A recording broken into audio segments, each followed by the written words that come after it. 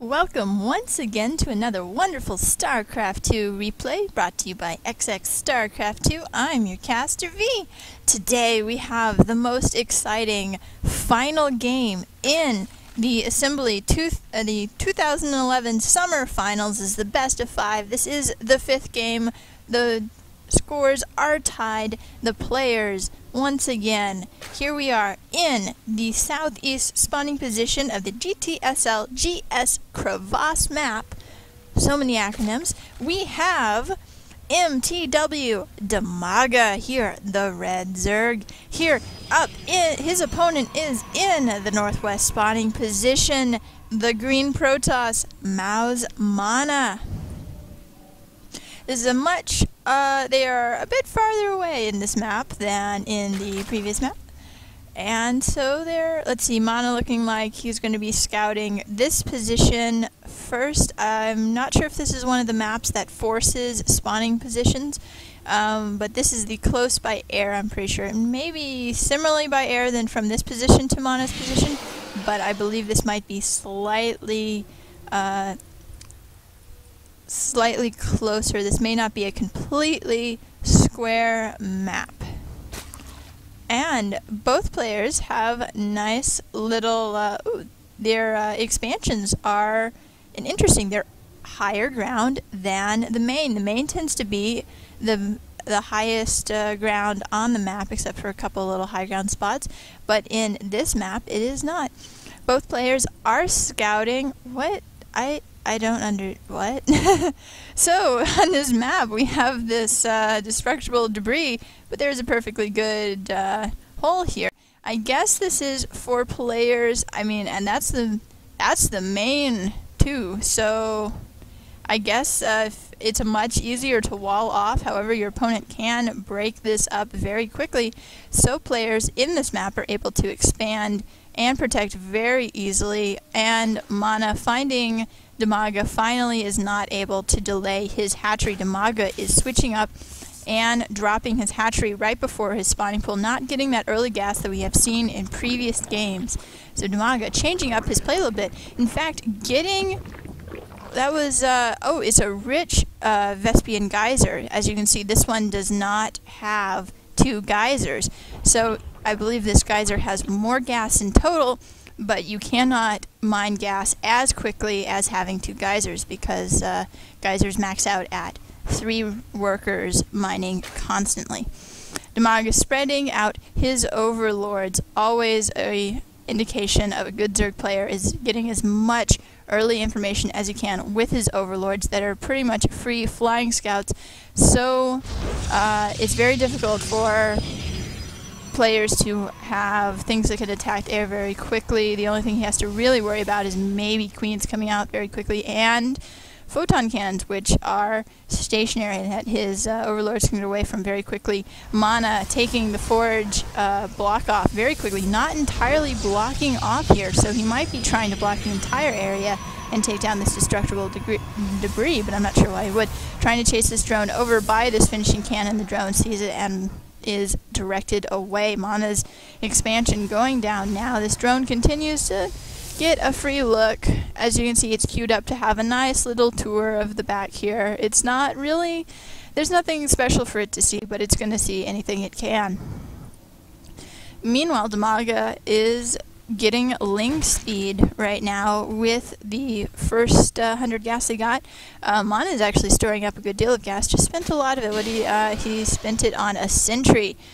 You've seen this play from Mana in the previous games. He'll get a sentry sometimes even before this first setlet. However, the setlet is put on, it's actually not put on hold position just yet, so it might see some lings and then run off to attack them, allowing the lings to flow past it through this hole and into either the main or the expansion of the wow, that drone's still alive and gonna get taken down by that sentry. Oh, fraps, why are you stopping like that for me? Very disappointing. And the overlords are moving into position. In some previous games I've casted, I have seen Idra do some very interesting dropping Nidus worms with all of these overlords. That could get positioned around. They're really good for spotting air. I would probably also put some out here. They would probably get picked off by the first push of stalkers from mouzMaNa.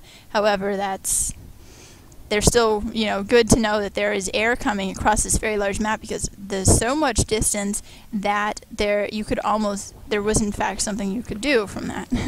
You can react. Now mouzMaNa spreading creep with this queen to try to attach his third base to his main. Very important, I feel, to do this. Getting a roach warren now, so we're seeing some very these are the plays that he has made. Getting the evolution chamber, start getting some upgrades, and we're seeing the first void ray coming out for mouzMaNa. He does not seem to be playing any differently at all. Both players choosing to not doing much different. Even though DIMAGA, we are actually seeing, well, he's probably just going to get an infestation pit as fast as he can, which has also been DIMAGA's form of play, this heavy ground army. Have not seen a single Hydralisk, and kind of to fight that, mouzMaNa has been going heavy air, and so far DIMAGA's been able to fight that off in 2 games. Oh, and like the line of creep tumors, he really wants this to spread as quickly as it can. Getting now Lings, Queen, Spore Crawlers up. Maybe he's seen this Void Ray? Yes, he's definitely seen this Void Ray. And in fact, I believe he is currently supply blocked. He lost a Overlord to it, making 5 Overlords now, and getting up a lot more. Wow, there's a lot of debris on this map. And the Phoenix and the Void Rays are going to come in and harass. Pretty much all he has. He's got 2 Spore Colonies, so this place is probably fairly good. With the Queen and that, however, those roaches are kind of sitting ducks unless they can run over to some sort of anti-air. We have anti-air going up at all of the bases, so that's good, except this base. This base does not have anything. And so, faced with this air army, DIMAGA is pushing an attack. Or not pushing attack, just gonna let, Alright, more Lings moving out. Lots of Lings. He's going to try and do some damage here against this heavy sentry, heavy stalker. No, cat, don't play with my microphone. With photon cannons coming up, these Lings are going to go down very quickly. He should probably pull these ones that are currently working on yes, he's pulling them now. The stalkers are going backwards. This army is on a... It can only do so much because there's this Void Ray up here. Already got 11 kills, and the push is finally going down. He does not manage to take out this Nexus. That's probably disappointing for DIMAGA, but at the same time, there he goes, mixing those queens with... actually, I believe he's further creep spreading. Might even take another base. He's got to get... I don't know. I really think he should have switched to Hydralisk by now.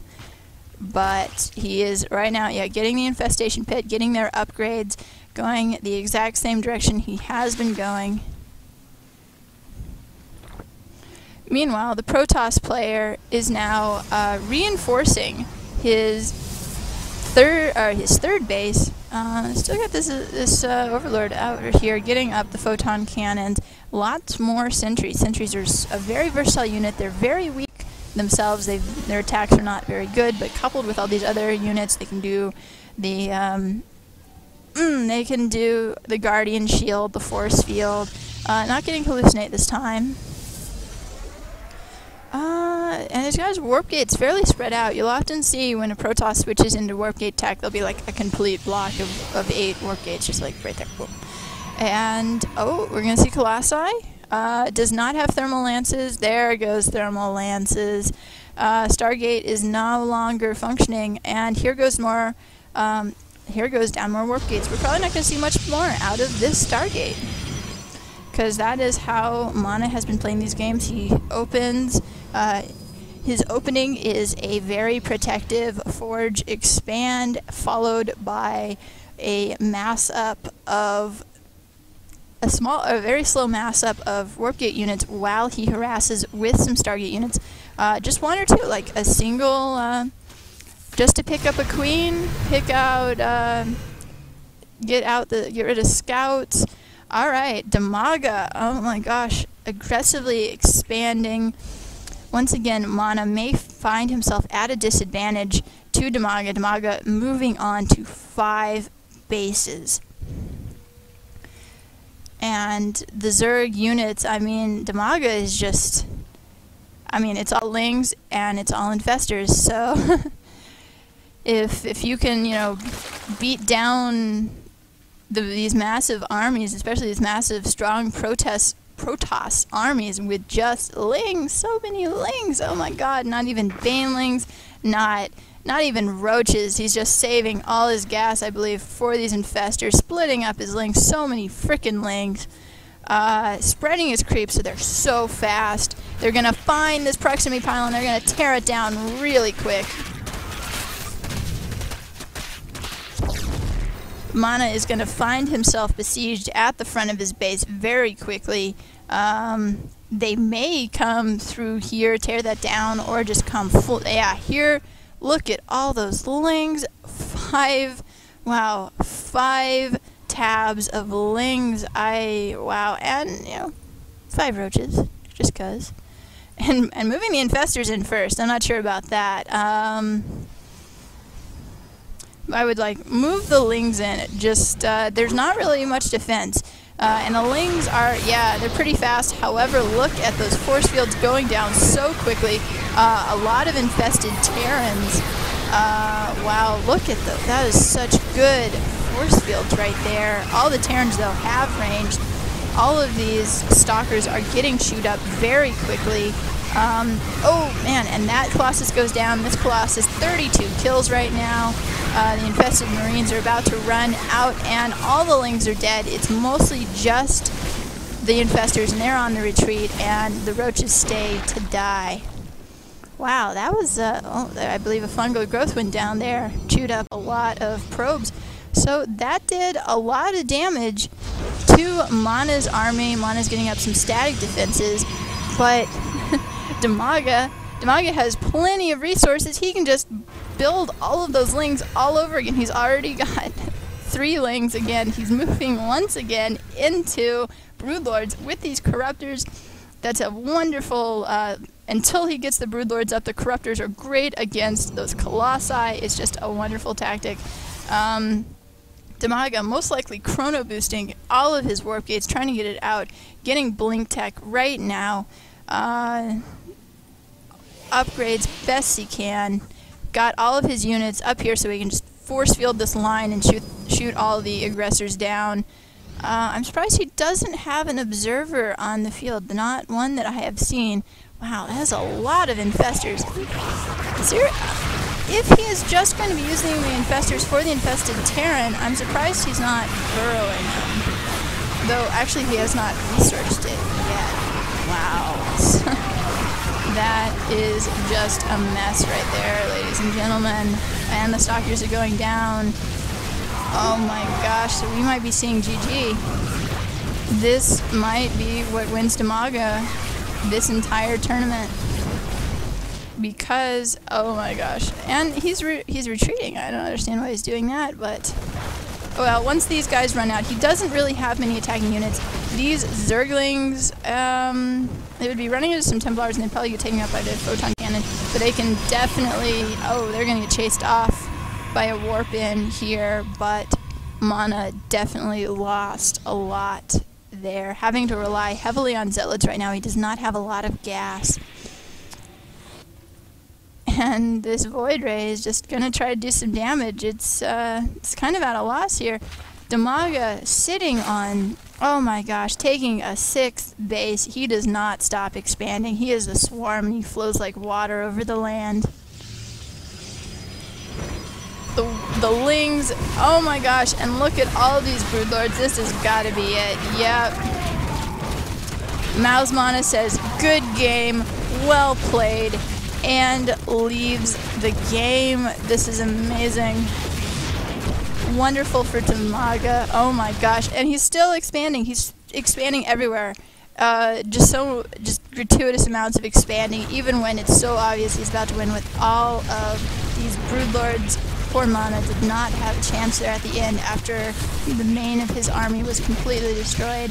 And it looks like DIMAGA is going to hang around for another minute or so, just destroying Mana's base, just to make sure.